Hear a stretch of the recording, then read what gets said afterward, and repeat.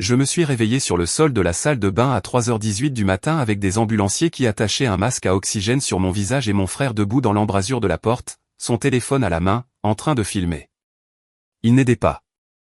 Il filmait. Mon taux de sucre dans le sang était à 612. La plage normale se situe entre 80 et 120. À 600, vous commencez à entrer en acidocétose diabétique. À 700, vous mourrez. L'ambulancier chef n'arrêtait pas de me demander quand j'avais pris mon insuline pour la dernière fois, et je n'arrêtais pas de lui dire que c'était il y a 4 heures, juste avant de me coucher, comme chaque soir depuis 11 ans. Il a regardé mon frère. Mon frère a regardé son téléphone, et quelque chose dans cet échange a glacé ma peau d'une manière qui n'avait rien à voir avec la crise médicale qui était en train de me tuer. La bataille pour l'héritage avait commencé 6 semaines plus tôt, lorsque notre père était décédé d'une crise cardiaque soudaine à 63 ans, laissant derrière lui un portefeuille immobilier commercial d'une valeur d'environ 4,3 millions de dollars. Le testament de papa partageait tout à 50-50e entre moi et mon frère, Ethan. Simple, propre, équitable. Sauf qu'Ethan était l'associé de papa depuis 8 ans, alors que j'enseignais la chimie dans un lycée à 3 États de là. Ethan avait accès à tous les comptes, toutes les propriétés et tous les papiers. Il vivait dans la maison de papa depuis les funérailles, censé tout organiser pour la succession. J'étais descendu du Michigan jusqu'à notre ville natale de Columbus, Ohio, 2 semaines après la mort de papa pour séjourner à la maison pendant le règlement de la succession. C'est là que les choses ont commencé à devenir étranges avec mon diabète. J'ai 34 ans. On m'a diagnostiqué un diabète de type 1 à 23 ans, juste après l'université. Cela fait partie de ma routine depuis plus d'une décennie maintenant. Je connais mon corps.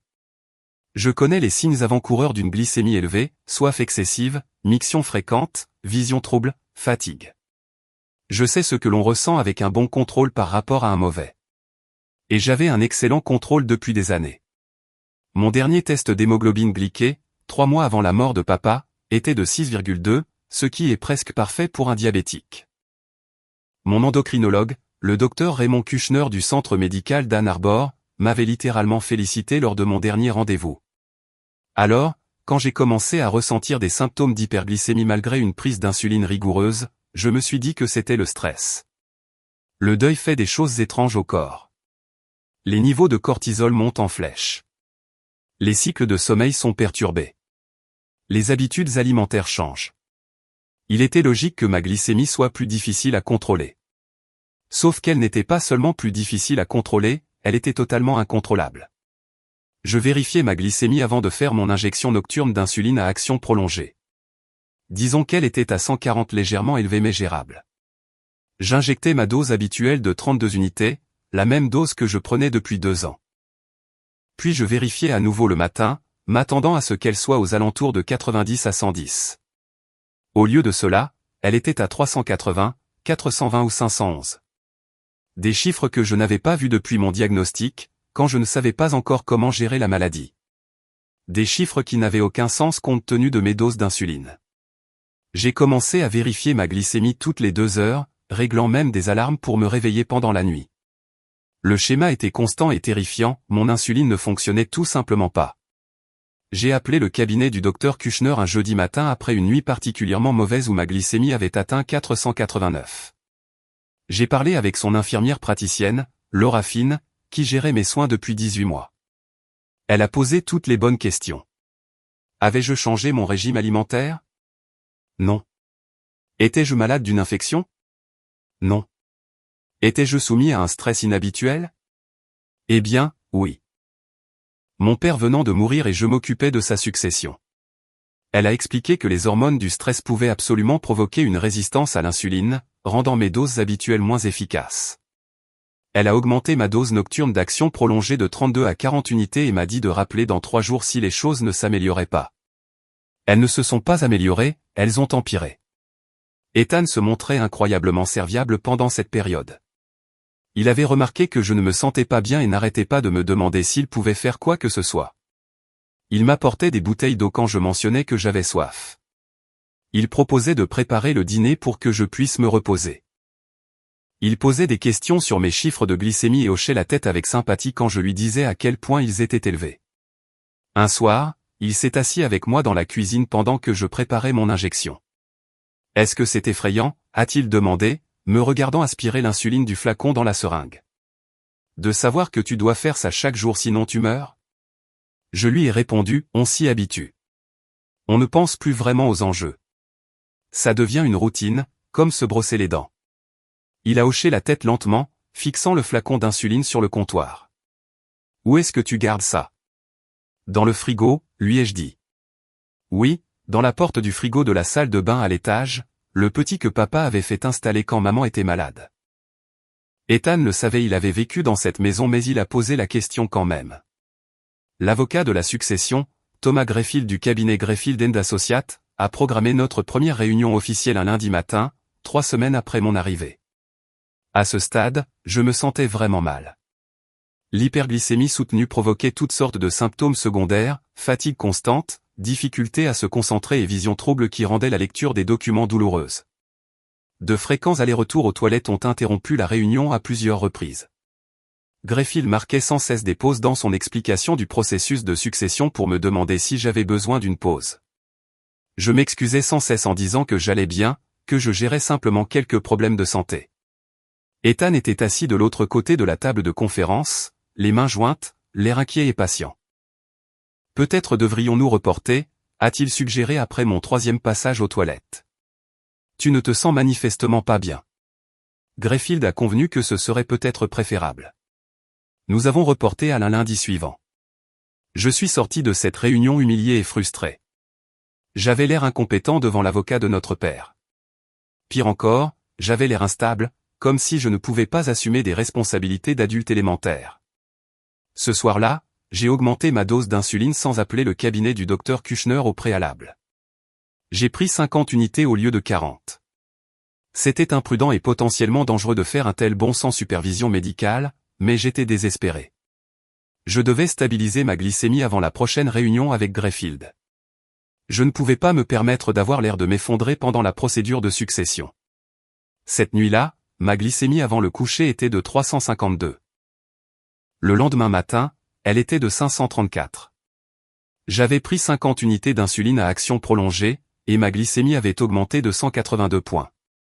Ce n'est pas ainsi que l'insuline fonctionne. Ce n'est pas ainsi que tout cela fonctionne. Quelque chose n'allait pas chez moi, quelque chose au-delà du stress, du deuil ou de la résistance à l'insuline. J'ai pris rendez-vous avec une endocrinologue locale, le Dr Rachel Owens de Columbus Diabetes Associates, et j'ai été reçu 2 jours plus tard en expliquant qu'il s'agissait d'une urgence.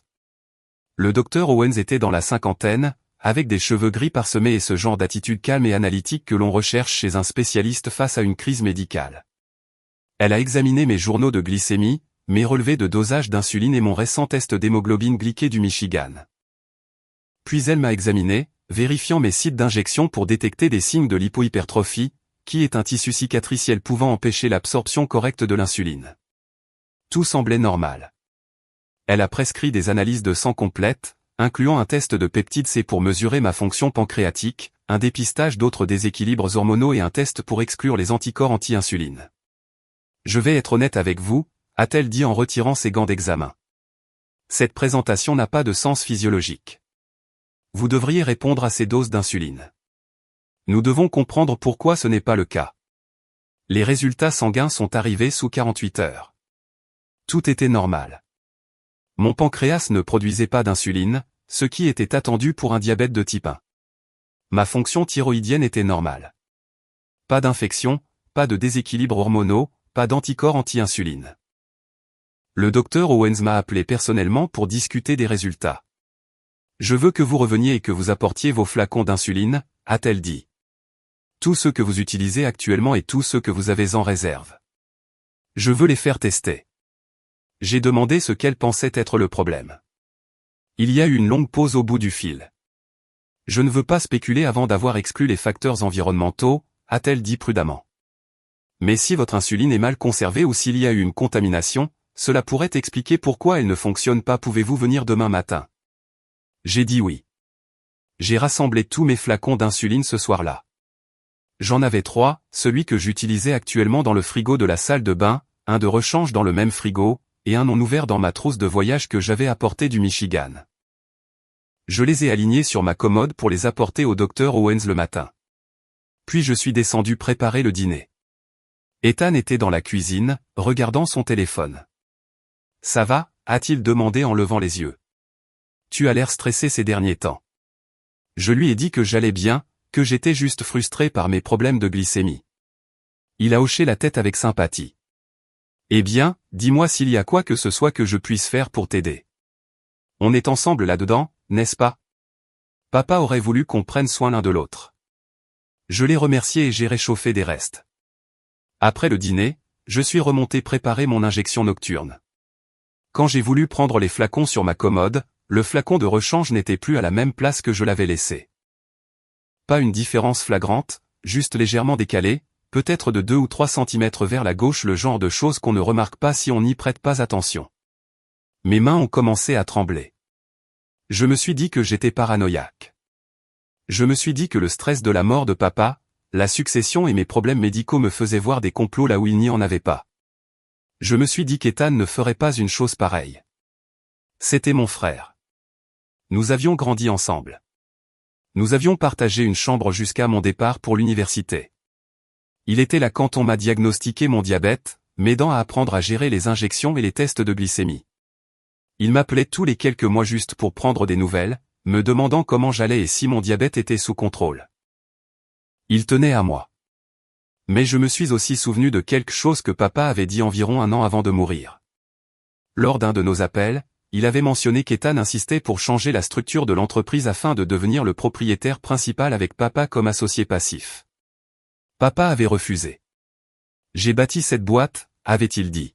« Je ne vais pas la céder de mon vivant alors que je suis encore capable. » Ethan avait été en colère après cette décision. Vraiment en colère. Je n'ai pas pris mon insuline ce soir-là. Au lieu de cela, je suis allé dans une pharmacie ouverte 24h24 et j'ai acheté 3 nouveaux flacons avec mon assurance. Ils étaient chers, environ $90 chacun, même avec la couverture. Mais je devais savoir. Je devais exclure la possibilité que quelque chose n'allait pas avec mon approvisionnement actuel. J'ai pris ma dose nocturne en utilisant l'un des flacons neufs de la pharmacie. Ma glycémie avant l'injection était de 368. Quand je me suis réveillé le lendemain matin et que j'ai vérifié à nouveau, elle était à 112. Normale, saine, exactement là où elle devrait être après une dose correcte d'insuline à action prolongée. Je me suis assis sur le bord de mon lit, fixant l'écran du lecteur de glycémie, sentant le froid se propager dans tout mon corps. L'insuline de la pharmacie fonctionnait. L'insuline de mon frigo de salle de bain ne fonctionnait pas, ce qui signifiait que quelqu'un avait falsifié mes médicaments. J'ai appelé le docteur Owens et lui ai dit que j'avais trouvé le problème. Elle m'a demandé ce que je voulais dire. J'ai expliqué que j'avais acheté de la nouvelle insuline à la pharmacie et que j'avais obtenu un résultat normal pour la première fois depuis des semaines. Elle est restée silencieuse un instant, puis a dit « Apportez vos anciens flacons, tous, aujourd'hui si possible. Je vais les faire analyser par notre laboratoire, et je vais également déposer un rapport auprès du conseil de la pharmacie de l'Ohio. Si vos médicaments ont été falsifiés, c'est un crime grave. J'ai promis de venir dans l'heure. » Puis je suis allé au frigo de la salle de bain pour prendre les flacons. Celui que j'utilisais actuellement était toujours là. Le flacon de rechange avait disparu. Je l'avais vu la veille sur ma commode. Maintenant, il n'était nulle part dans la salle de bain ni dans ma chambre. J'ai cherché pendant 20 minutes avant d'accepter l'évidente vérité, quelqu'un l'avait pris. Quelqu'un qui savait que je devenais méfiant. Quelqu'un qui avait accès à cette maison et à mes affaires. Quelqu'un qui était mon frère. J'ai conduit jusqu'au cabinet du docteur Owens avec les 2 flacons restants, celui que j'utilisais activement et celui non ouvert de ma trousse de voyage du Michigan. Le docteur Owens m'a accueilli dans une salle d'examen avec une expression inquiète qui la faisait paraître plus âgée que lors de notre premier rendez-vous. Elle a pris les flacons et les a remis à un technicien de laboratoire qui les a enregistrés avec des photographies et des formulaires de chaîne de possession. Ils iront au laboratoire de médecine légale de l'Université de l'Ohio, a expliqué le docteur Owens. Ils peuvent analyser le contenu et déterminer s'il y a eu substitution ou contamination. Le processus prend environ 3 à 5 jours ouvrables. J'ai demandé ce qu'elle pensait qu'il s'était passé. Elle a choisi ces mots avec soin. En 15 ans de pratique de l'endocrinologie, j'ai vu 2 cas de falsification de médicaments. Les 2 impliquaient des membres de la famille avec des motivations financières. Je ne peux pas porter d'accusation, mais je peux vous dire que quelqu'un ayant accès à votre insuline pourrait facilement la remplacer par une solution saline ou un autre liquide transparent. Les flacons sont identiques. Sans test sophistiqué, on ne s'en rendrait jamais compte. Je n'ai pas dormi à la maison de papa ce soir-là. J'ai pris une chambre dans un Holiday Inn au centre-ville et j'ai payé en liquide car je ne voulais pas qu'Ethan puisse suivre ma carte de crédit. Je me suis assis dans la chambre d'hôtel en repensant à tout ce qui s'était passé au cours des 3 dernières semaines. Le timing de mes problèmes de glycémie, ils avaient commencé exactement au moment de mon arrivée pour séjourner à la maison. L'attention inhabituelle d'Ethan m'apportant de l'eau, m'interrogeant sur la gestion de mon diabète, me regardant préparer mes injections. Sa question sur l'endroit où je rangeais mon insuline, une information qu'il connaissait déjà, mais qu'il a demandé quand même. Le report de la réunion de succession, j'avais eu l'air incompétent et instable, exactement le genre de personne dont le jugement pourrait être remis en question devant un tribunal des successions. Le flacon de rechange manquant, pris la nuit où j'étais devenu méfiant. Et sous-jacent à tout cela, le mobile financier, 4,3 millions de dollars partagés entre 2 frères, à moins qu'un frère ne soit déclaré incapable de gérer son héritage. J'ai appelé la ligne non urgente de la police de Columbus et j'ai demandé à parler à quelqu'un d'une tentative de meurtre potentiel. Le répartiteur m'a mis en relation avec le détective Liam Burton de l'unité des crimes majeurs. Burton était au département de police de Columbus depuis 19 ans, selon la brève biographie qu'il m'a donnée lors de notre rencontre le lendemain matin au poste.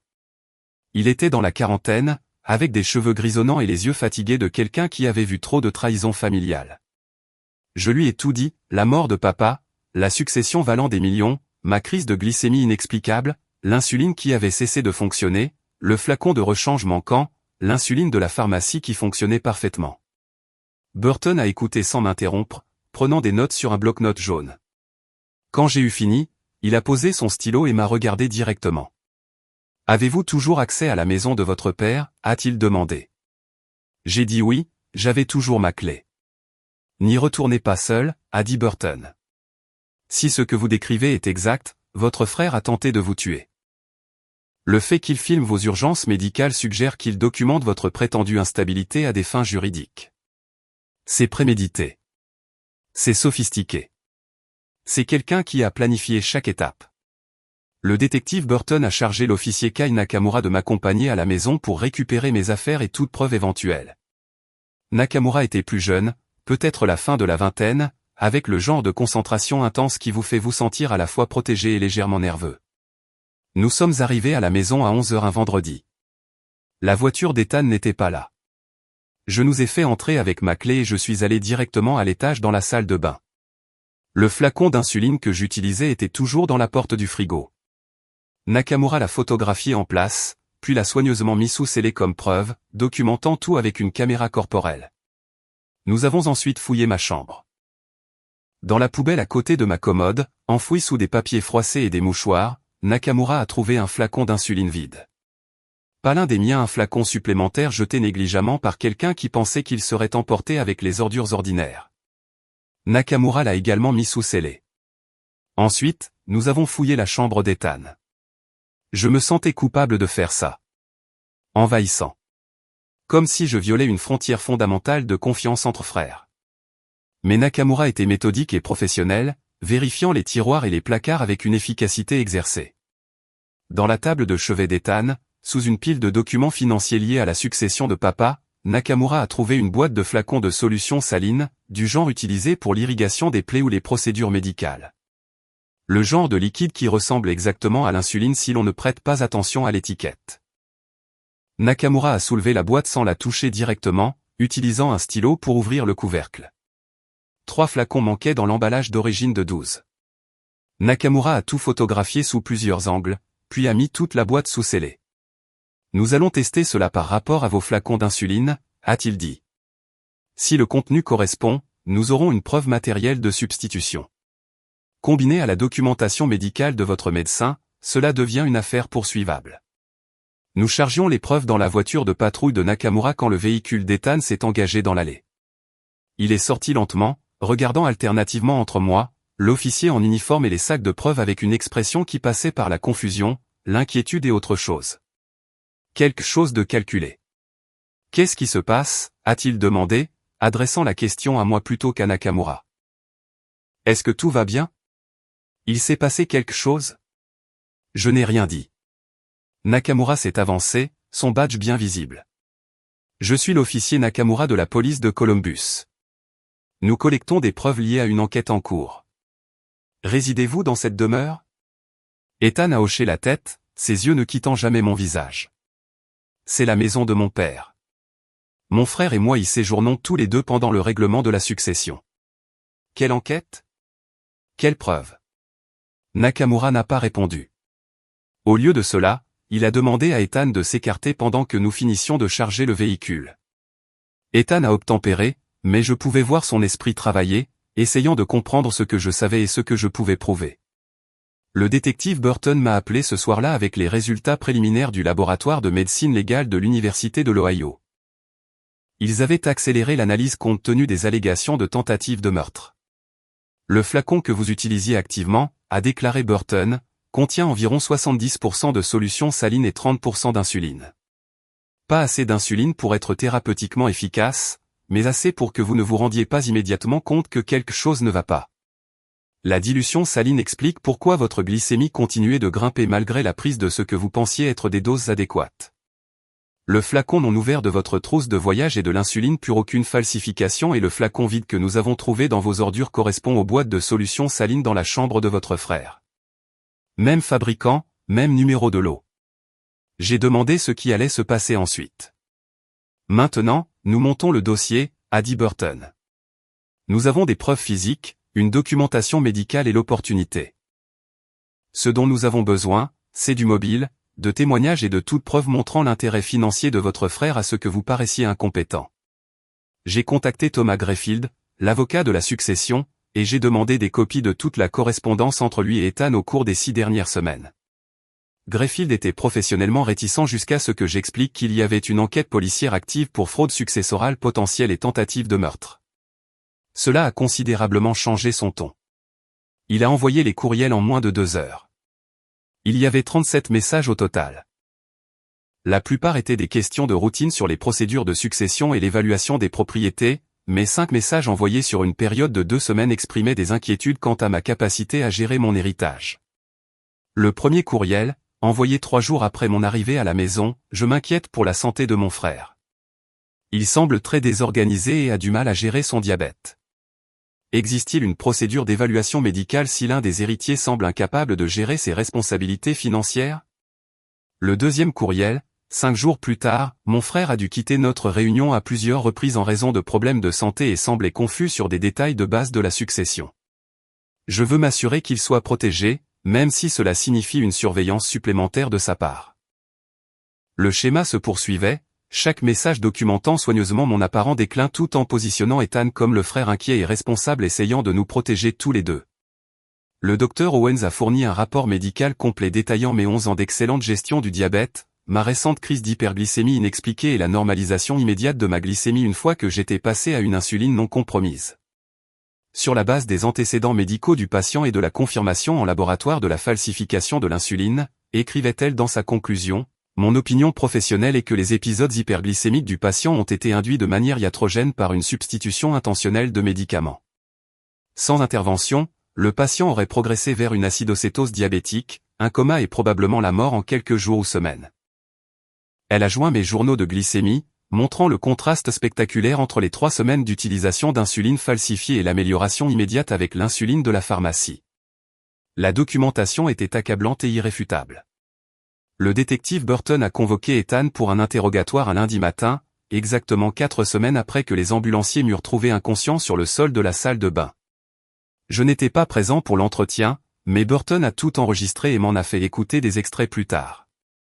Ethan a maintenu son innocence tout au long, affirmant qu'il n'avait aucune idée de la façon dont de la solution saline s'était retrouvée dans sa table de chevet et suggérant que j'avais peut-être placé cela là pour le piéger par paranoïa du haut deuil. Il a déclaré n'avoir été que d'un grand soutien pendant ma crise de santé, que ses courriels à l'avocat de la succession étaient de sincères expressions d'inquiétude, et non des tentatives de miner ma compétence. Quand Burton l'a confronté aux preuves de laboratoire prouvant que l'insuline avait été falsifiée, Ethan a suggéré que la pharmacie avait peut-être fait une erreur, ou que mon diabète s'était simplement aggravé. Ces explications devenaient de plus en plus désespérées et contradictoires au fil de l'entretien. Le tournant a eu lieu quand Burton a interrogé Ethan sur les séquences vidéo, les images de mon urgence médicale, qu'Ethan avait filmées sur son téléphone au lieu de m'aider. « Pourquoi enregistriez-vous votre frère pendant une crise médicale ?» a demandé Burton. Il y a eu un long silence sur l'enregistrement. Puis Ethan a dit quelque chose qui a détruit tout semblant d'innocence restant. « J'avais besoin de documentation pour la procédure de succession afin de montrer qu'il n'était pas capable de gérer sa part. » Burton lui a demandé de clarifier. De la documentation sur quoi précisément? Autre pause. Sur son état mental, son instabilité. L'avocat a dit que ce serait utile s'il y avait des inquiétudes sur la compétence. Burton a insisté davantage. Donc, vous documentiez les urgences médicales de votre frère pour les utiliser contre lui devant le tribunal des successions, et vous n'avez vu aucune raison de l'aider à la place. Ethan a réalisé son erreur trop tard. Il a essayé de faire marche arrière, affirmant qu'il avait d'abord appelé le 911 avant d'enregistrer et qu'il n'avait filmé que quelques secondes, mais le mal était fait. Il avait admis avoir documenté ma crise pour obtenir un avantage juridique plutôt que de porter secours. Le bureau du procureur de l'Ohio a déposé des accusations 3 jours plus tard, tentative de meurtre, agression avec une arme mortelle, l'insuline falsifiée étant qualifiée d'arme selon la loi de l'Ohio, et fraude successorale. La procureure, Jennifer Knoll, avait passé 12 ans dans les crimes majeurs et avait la réputation d'être minutieuse et impitoyable avec les criminels en col blanc qui s'en prenaient à des membres de leur famille. Elle a programmé une audience préliminaire pour dans 2 semaines. Pendant ce temps, le détective Burton a exécuté un mandat de perquisition pour tous les appareils électroniques d'Ethan, son téléphone, son ordinateur portable, sa tablette et ses comptes de stockage en ligne. L'équipe de police scientifique numérique a trouvé des éléments qui ont rendu l'affaire encore plus grave. Ethan avait fait des recherches sur les méthodes de falsification de l'insuline 3 semaines avant la mort de papa. Il avait visité des forums discutant de la manière d'induire des crises diabétiques sans être détecté. Il avait fait des recherches sur les lois successorales concernant la compétence et les procédures de mise sous tutelle médicale. Il avait même calculé combien de temps il faudrait pour qu'une hyperglycémie soutenue cause des dommages permanents aux organes ou la mort. Chaque recherche, chaque calcul, chaque requête d'investigation avait été enregistrée dans son historique de navigation comme une feuille de route d'une tentative de meurtre avec préméditation. Mais les preuves les plus accablantes provenaient des messages textuels d'Ethan avec sa petite amie, une certaine Rebecca Lton, qui travaillait dans la facturation médicale dans un hôpital local. Les messages remontaient à 6 mois avant le décès de papa. Dans ceux-ci, Ethan se plaignait de devoir partager l'héritage à 50-50e alors qu'il avait accompli tout le travail pour bâtir l'entreprise de papa.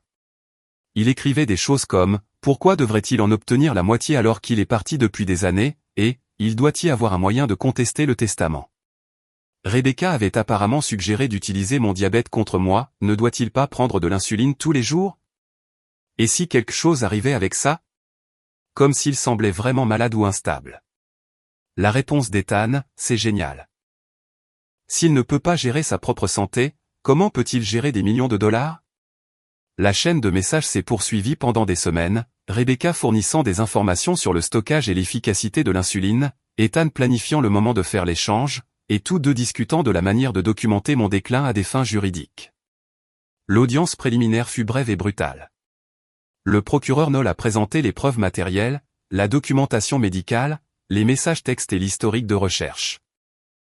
L'avocat d'Ethan, un défenseur public nommé Gregory Finch, qui paraissait de plus en plus mal à l'aise à mesure que les preuves s'accumulaient, a soutenu que l'affaire était circonstancielle, que les messages textes étaient sortis de leur contexte et que les recherches d'Ethan auraient pu être motivées par une réelle préoccupation pour ma santé. La juge Angela Thornton, qui siégeait depuis 26 ans et avait présidé certains des cas de crimes familiaux les plus notoires de l'Ohio, n'y croyait pas, maître, a-t-elle dit en retirant ses lunettes et en s'adressant directement à Finch. Votre client a fait des recherches sur la manière de faire paraître un diabétique instable, a acheté le matériel pour altérer les médicaments, a eu accès au lieu de stockage des médicaments de la victime, a échangé des textos planifiant exactement ce scénario et a filmé la crise médicale qui en a résulté au lieu de porter secours. À quel moment cela cesse-t-il d'être circonstanciel pour devenir un schéma clair de préjudice intentionnel? Elle a renvoyé Ethan en jugement avec une caution fixée à 500 000 $. Il n'a pas pu payer la caution. Il est resté en détention provisoire dans le comté, en attendant son procès. La procédure de succession a pris une tournure différente après le dépôt des accusations. Thomas Greyfield a déposé une motion pour suspendre l'homologation du testament en attendant l'issue du procès pénal. L'Ohio possède une loi sur le meurtrier, Slayer Statute, qui empêche les criminels d'hériter de leurs victimes. Et bien que la mort de papa elle-même soit de cause naturelle, l'argument était que la tentative d'Ethan de m'assassiner pour mon héritage le disqualifiait de bénéficier de la succession de papa. La juge Thornton a accepté de suspendre la procédure jusqu'à la conclusion de l'affaire pénale. Entre-temps, le tribunal a nommé un administrateur tiers neutre pour gérer les propriétés et les comptes de papa. J'étais soulagé. Je ne voulais plus de cet argent, je voulais juste comprendre comment mon frère, quelqu'un avec qui j'avais grandi et en qui j'avais une confiance totale, pouvait me regarder et ne voir rien d'autre qu'un obstacle à la richesse. Le procès a eu lieu 4 mois après mon expérience de mort imminente. L'argumentation de l'accusation était méthodique et écrasante. Le docteur Owens a témoigné de l'impossibilité médicale que ma crise de glycémie se soit produite naturellement compte tenu de mes antécédents. Le docteur Kushner, mon endocrinologue du Michigan, a témoigné par vidéo de mes années d'excellent contrôle. Le chimiste légiste de l'État de l'Ohio a témoigné de la dilution de l'insuline et de la substitution par une solution saline. L'inspecteur Burton a témoigné de la découverte du flacon vide dans ma poubelle et des boîtes de solution saline dans la chambre d'Ethan. L'officier Nakamura a témoigné de la collecte des preuves. Le spécialiste en criminalistique numérique a témoigné de l'historique des recherches et des messages textes d'Ethan. Et j'ai témoigné.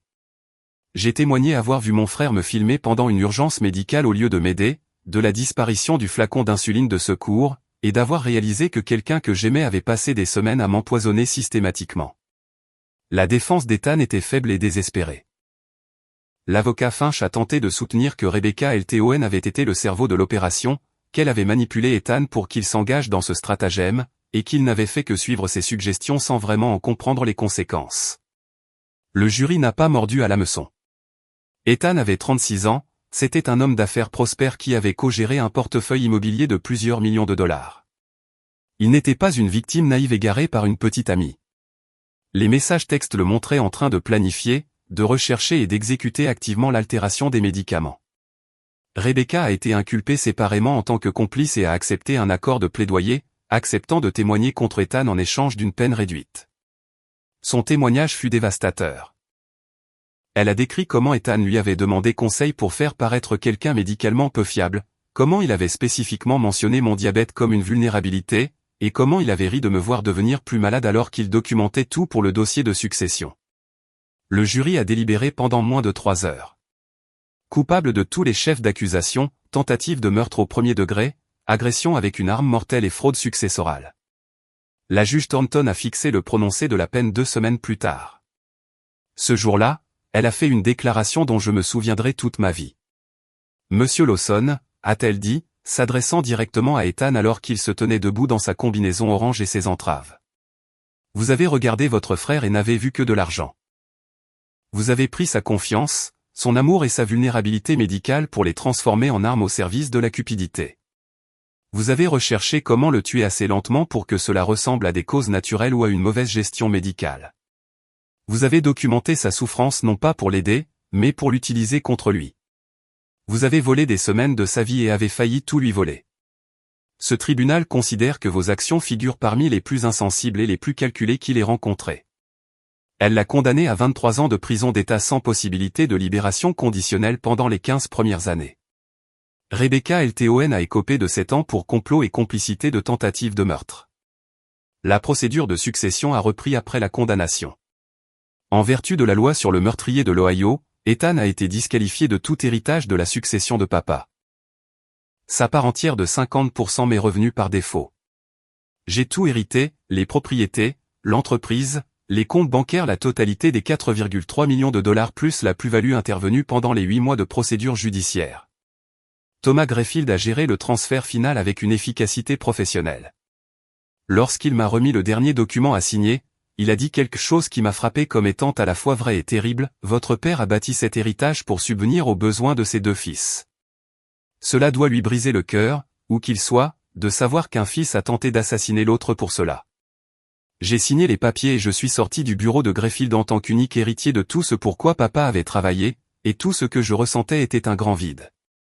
Je suis retourné vivre dans le Michigan 2 semaines plus tard. Je ne pouvais pas rester à Columbus. Je ne pouvais pas vivre dans la maison de papa où mon frère avait passé des semaines à m'empoisonner lentement pendant que je dormais au bout du couloir.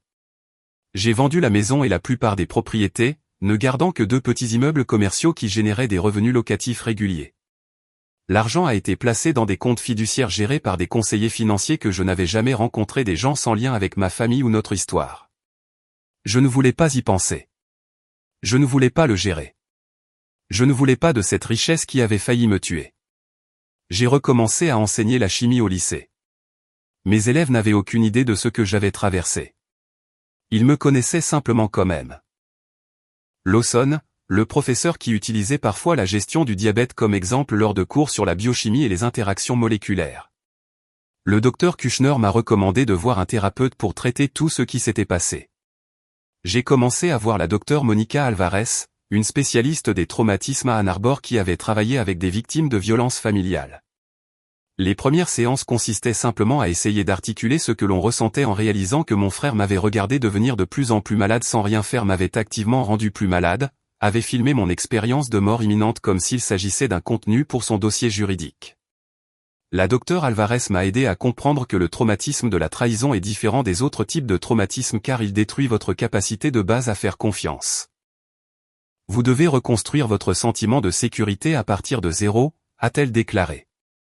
Vous devez apprendre que ce qui s'est passé avec votre frère était spécifique à lui, et non représentatif de toutes les relations ou de tous les liens familiaux. Il a fallu des mois avant que je puisse même commencer à y croire. Je vérifie toujours mon insuline de manière obsessionnelle. Chaque flacon est inspecté avant utilisation. J'ai acheté un petit coffre-fort pour mes médicaments, et je suis le seul à en avoir la combinaison. Je teste ma glycémie plus fréquemment que nécessaire, paranoïaque à l'idée que les chiffres recommencent à grimper d'une manière ou d'une autre, même si je sais rationnellement que j'utilise de l'insuline non compromise provenant de contenants de pharmacie scellés. Le traumatisme a laissé des marques qui vont au-delà du physique. Mon taux d'A1C actuel est revenu à 6,4, un excellent contrôle, selon le docteur Kushner. Mais le coût psychologique de ce kétane a fait ne peut être mesuré par les niveaux de glucose sanguin ou les marqueurs d'hémoglobine. J'ai rendu visite à Ethan en prison une fois, environ 1 an après sa condamnation. Je ne sais pas pourquoi j'y suis allé. Peut-être avais-je besoin de tourner la page. Peut-être avais-je besoin de l'entendre expliquer comment il s'était justifié cela à lui-même. Peut-être avais-je besoin de le voir dans cet uniforme de prison gris et de comprendre que justice avait été rendue. Nous étions assis l'un en face de l'autre dans la salle des visites, séparés par une barrière en plexiglas et des téléphones reliant nos voix. Il paraissait plus vieux, plus petit d'une certaine manière, diminué par l'incarcération. Je lui ai demandé pourquoi. Pourquoi avait-il fait ça? Il est resté silencieux pendant un long moment. Puis il a dit, je m'étais convaincu que tu ne le méritais pas la moitié de tout ce que papa avait construit. Tu étais parti, tu étais allé dans le Michigan, tu étais devenu enseignant. Je suis resté ici, j'ai travaillé avec lui tous les jours, j'ai appris le métier. Dans mon esprit, j'avais tout gagné, et toi tu n'avais rien gagné. L'argent est devenu plus important que ta survie. Je ne sais pas quand c'est arrivé, mais c'est arrivé. J'ai demandé s'il était désolé. Il a hoché la tête. Chaque jour. Mais ça ne change rien, n'est-ce pas? Je lui ai répondu, non, ça ne change rien. Puis j'ai raccroché le téléphone et je suis parti. Je n'y suis pas retourné. Ce qui est étrange quand on survit à une tentative de meurtre commise par un membre de sa famille, c'est que les gens ne savent pas comment vous en parler. Ils vous présentent leurs condoléances comme si vous aviez perdu quelqu'un de cause naturelle. Ils disent des choses comme, au moins, il est en prison maintenant, comme si l'incarcération équivalait à la guérison. Ils évitent de poser des questions parce qu'ils ne veulent pas être intrusifs. Ainsi, on finit par porter l'histoire seul.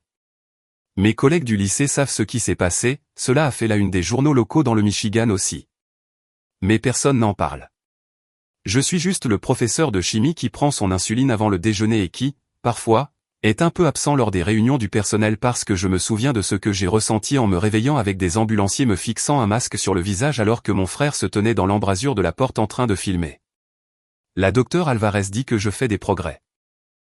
J'ai recommencé à avoir des rendez-vous galants, avec prudence et avec d'importants problèmes de confiance dont je parle honnêtement dès le début. J'ai repris contact avec des amis dont je m'étais éloigné pendant la procédure de succession. J'ai établi de nouvelles routines qui me semblent sûres et contrôlables. Mais il y a encore des moments où le poids de tout cela s'abat sur moi, comme lorsque je prépare mon injection nocturne et que j'ai un flash de panique en me demandant si l'insuline est réelle. Ou quand je passe devant des bureaux de planification successorale et que je me souviens être assis dans la salle de conférence de Greyfield avec l'impression de mourir pendant que mon frère documentait calmement mon incompétence pour obtenir un avantage juridique.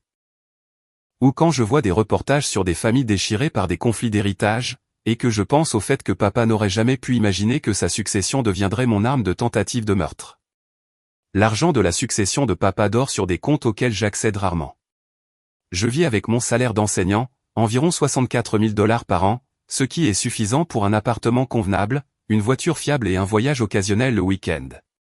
L'héritage me semble être de l'argent sale, entaché par ce qu'Ethan a fait pour l'obtenir. Mais la docteure Alvarez me rappelle que papa voulait que je l'aie.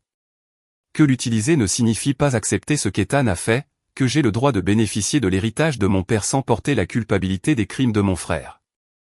Rationnellement, je le comprends. Émotionnellement, j'y travaille encore. J'ai commencé à utiliser de petites sommes pour financer la recherche sur le diabète à la faculté de médecine de l'État de l'Ohio et pour soutenir des programmes enseignant les sciences et la médecine aux lycéens. Si l'argent de papa doit faire partie de ma vie, au moins peut-il faire un peu de bien. Parfois, je me demande si Ethan pense à ce qu'il a perdu. Pas l'héritage, ni les propriétés, ni le partenariat commercial avec papa, ce ne sont que de l'argent et des actifs. Je me demande s'il pense à la perte d'un frère. S'il se souvient des années avant que la cupidité ne fasse de moi une cible au lieu d'un membre de la famille. Nous étions proches autrefois, du moins je le pensais. Nous nous appelions tous les quelques mois pour prendre des nouvelles. Nous nous rendions visite pendant les vacances lorsque nos emplois du temps concordaient. Il m'avait aidé lors de mon diagnostic de diabète, apprenant la maladie à mes côtés pour comprendre ce à quoi je faisais face. Ou peut-être était-ce aussi de la recherche.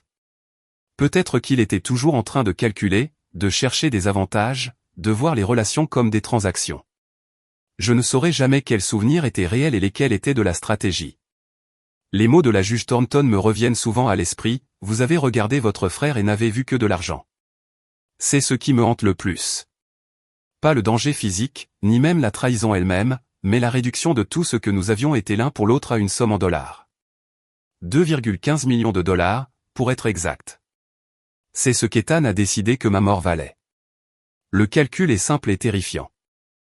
Ma vie, ma confiance, notre enfance partagée, l'amour de notre père pour nous deux, tout cela a été calculé et jugé moins précieux que l'argent. On ne revient pas d'une telle compréhension. On ne peut pas ignorer cette équation. J'ai toujours le relevé du glucomètre de ce premier matin après avoir utilisé l'insuline de la pharmacie, 112. Normal, sûr, la preuve que mon corps ne lâchait pas, que mon diabète n'était pas soudainement devenu incontrôlable, que la crise était fabriquée de toutes pièces. J'ai gardé l'imprimé dans un tiroir pendant des mois, le regardant parfois quand j'avais besoin de me rappeler que je n'étais pas fou, que mes soupçons étaient justifiés et que la personne qui avait tenté de me tuer était réellement emprisonnée pour cela et ne se promenait pas en liberté.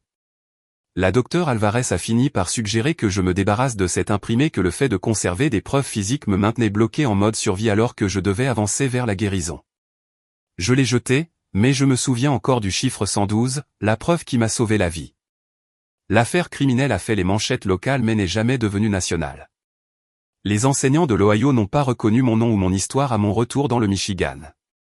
J'étais reconnaissant pour cet anonymat. Je pouvais reconstruire ma vie sans porter l'étiquette de « ce gars dont le frère a essayé de le tuer pour l'argent de l'héritage ». Mes élèves me connaissent comme quelqu'un qui explique les liaisons moléculaires avec enthousiasme et qui apporte occasionnellement des beignets pour la classe. Mes voisins me connaissent comme le gars tranquille de l'unité 3B qui est agréable dans l'ascenseur et qui trie toujours correctement son recyclage. Ma thérapeute connaît toute l'histoire, et quelques amis proches en connaissent les grandes lignes. Mais l'essentiel de mon monde est construit sur des interactions normales qui n'ont rien à voir avec une tentative de meurtre, une trahison familiale ou une fraude successorale. Cette normalité est précieuse et chèrement acquise. Il y a de bons jours maintenant. Des jours où je ne pense pas à Ethan, ni à l'insuline trafiquée, ni aux ambulanciers me trouvant sur le sol de la salle de bain. Des jours où mon diabète n'est qu'une maladie chronique gérable plutôt qu'une arme que quelqu'un a utilisée contre moi. Des jours où je peux apprécier d'enseigner la chimie sans l'ironie d'expliquer comment les molécules interagissent tout en me rappelant que quelqu'un a utilisé la manipulation moléculaire pour tenter de me tuer. Ces jours sont de plus en plus fréquents, et la docteure Alvarez dit que c'est la définition même de la guérison, non pas oublier ce qui s'est passé, mais réduire l'espace que cela occupe dans votre existence quotidienne. J'y travaille. Certains jours sont plus faciles que d'autres. Je garde la montre de papa, celle que maman lui avait offerte pour leur 20e anniversaire. Ethan n'en avait pas voulu lors du partage des biens car elle n'avait pas une grande valeur monétaire, juste une Seiko ordinaire avec un bracelet en cuir usé par des années d'utilisation quotidienne. Mais c'était celle de papa, et la porter me permet de me sentir connecté aux parents qui aimaient ses deux fils et n'auraient jamais imaginé que l'un tenterait d'assassiner l'autre. Parfois, je me demande ce que papa dirait s'il savait ce qui s'est passé. S'il comprendrait comment l'argent a corrompu Ethan, s'il se blâmerait d'avoir bâti un patrimoine assez précieux pour qu'on tue pour lui, ou s'il pardonnerait à l'un de nous, à moi pour avoir survécu et tout gardé, ou à Ethan pour avoir tenté un meurtre et tout perdu. Je ne le saurai jamais. Papa est mort en pensant que ses fils prendraient soin l'un de l'autre après son départ. Au lieu de cela, l'un d'entre nous a tenté de tuer l'autre avant même que les fleurs des funérailles n'aient flétri. J'ai reçu une lettre d'Ethan le mois dernier. La prison l'a examinée et l'a d'abord transmise à mon avocat, le protocole pour les contacts entre les criminels et leurs victimes. La lettre faisait 2 pages, écrite à la main, pleine d'excuses, de regrets et d'explications qui n'expliquaient pas grand-chose. Il a écrit sur le moment où il a décidé d'altérer mon insuline. Comment il s'était convaincu que c'était juste pour me faire paraître peu fiable pendant quelques semaines, pas pour me tuer réellement. Comment les choses avaient dégénéré au-delà de son intention initiale. Combien il souhaitait pouvoir revenir en arrière. Combien il comprenait si je ne lui pardonnais jamais. Combien il espérait que j'allais bien et que je gérais bien mon diabète. La dissonance cognitive de cette dernière ligne, espérer que je gère la maladie qu'il avait transformée en arme contre moi, serait drôle si elle n'était pas si tragique. Mon avocat m'a demandé si je voulais répondre. J'ai dit non. Qu'est-ce que je pourrais bien dire? Certaines trahisons sont trop profondes pour qu'une communication puisse les combler. Le mois prochain marquera le 3e anniversaire de la nuit où je me suis réveillé sur le sol de la salle de bain avec une glycémie à 612. 3 ans depuis que mon frère a filmé ma mort imminente au lieu de m'aider. 3 ans depuis que j'ai appris que la personne qui avait grandi en partageant ma chambre pouvait me regarder et ne voir qu'un obstacle à la richesse. La docteure Alvarez dit que les anniversaires de traumatisme sont difficiles, et que je dois m'attendre à ce que les souvenirs soient plus intenses à mesure que la date approche. Elle a raison. J'ai fait plus de cauchemars ces derniers temps. Des rêves où je vérifie ma glycémie et où les chiffres continuent de grimper, peu importe la quantité d'insuline que je prends. Des rêves où je cherche les flacons trafiqués mais ne parviennent pas à les trouver. Des rêves où j'essaie de dire à quelqu'un ce qui se passe, mais personne ne me croit. Je me réveille et vérifie immédiatement mon glucomètre, confirmant que ma glycémie est normale, que l'insuline fonctionne, que je suis en sécurité. Il faut un certain temps pour que mon rythme cardiaque se calme. L'argent de l'héritage a financé un programme d'éducation sur le diabète dans mon lycée. J'ai travaillé avec le district pour créer un programme complet enseignant aux élèves les troubles métaboliques, le fonctionnement de l'insuline et les réalités quotidiennes de la gestion des maladies chroniques. Nous faisons venir des endocrinologues pour parler, nous faisons des démonstrations de moniteurs de glucose en continu et nous expliquons comment la médecine moderne permet aux diabétiques de mener une vie normale. Je ne dis pas aux élèves pourquoi j'ai lancé ce programme ou ce qui s'est passé avec mon frère. Je leur enseigne simplement que le diabète est gérable, que l'insuline sauve des vies et que la compréhension de la biochimie peut littéralement sauver des vies. L'une de mes élèves, une fille nommée Ashley à qui l'on a diagnostiqué un type 1 l'année dernière, m'a dit que le programme l'avait aidée à se sentir moins seule et moins effrayée. Cela a rendu tout cela un peu plus supportable.